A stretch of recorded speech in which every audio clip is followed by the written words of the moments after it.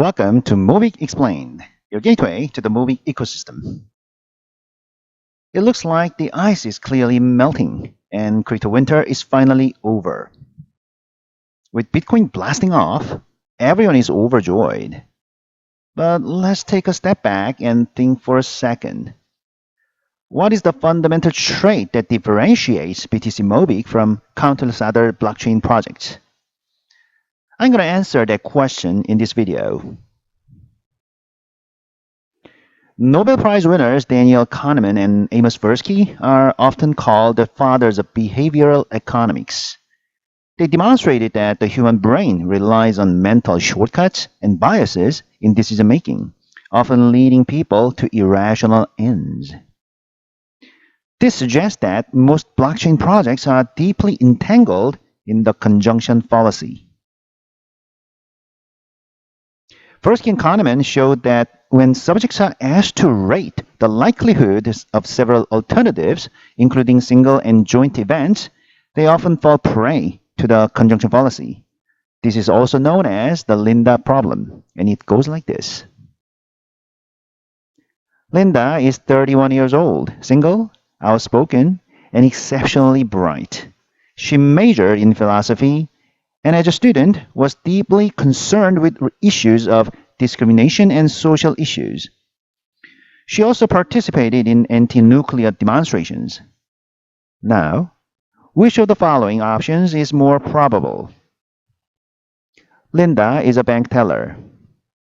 Linda is a bank teller and is actively involved in the feminist movement.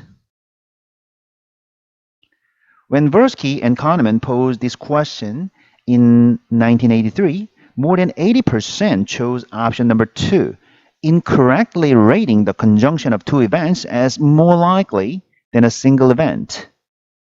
The logic is simple. It is always more probable that a single variable is true than two variables simultaneously being true.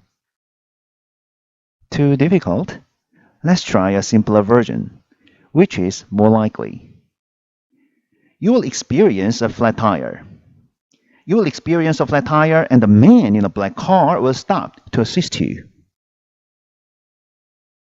It's a no-brainer. Of course, option number 1 is more probable.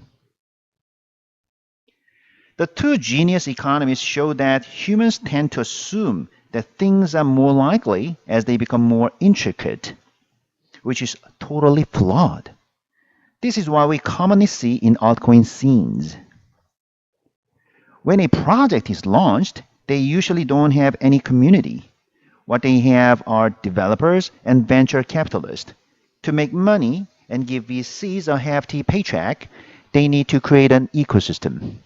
So, they make a utility token. Airdrop a small portion to those who actively participate in their Telegram or Discord channels. Their next step is to list their token on a centralized exchanges. The more, the better. And if a major exchange chooses their token to list, it's bullseye. To make full use of the opportunity, they decorate their projects with DAO voting rights, staking, launchpad allocation, more use cases, and a list of partnering companies. In essence, what they do is a cover-up to distract you from the fact that their token lacks any intrinsic value, a cover-up to make you forget that the conjunction of two events is less likely than a single event.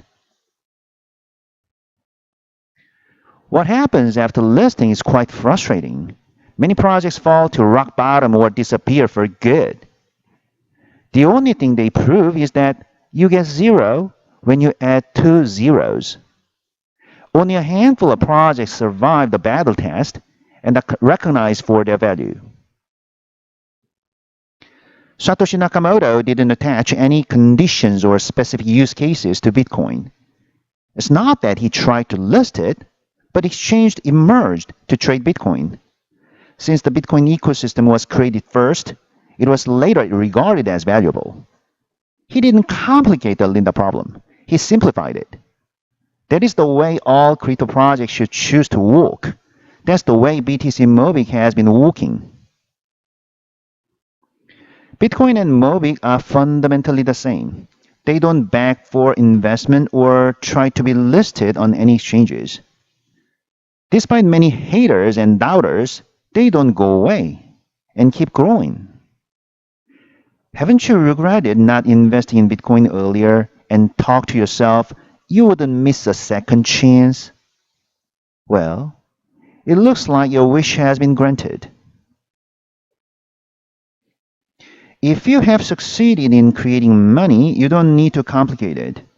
At the Ray-Ban sellout event last weekend, 700 black, gorgeous-looking paper wallets were distributed, and they started to be traded at 3 or 4 times the premium.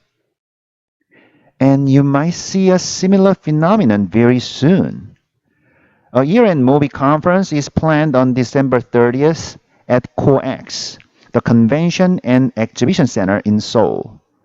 The ticket price for its 1,000 participants is around $200, and they will get a limited paper wallet containing Mobick.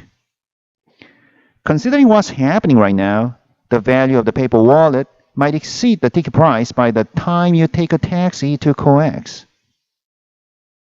Oh, they don't provide any English translations like Bitcoin conferences, so ask me for help if you need any assistance. I'm glad to be part of this project. I hope you start to enjoy this crazy ride early on. Stay tuned and stay excited. Mobick Pro signing off.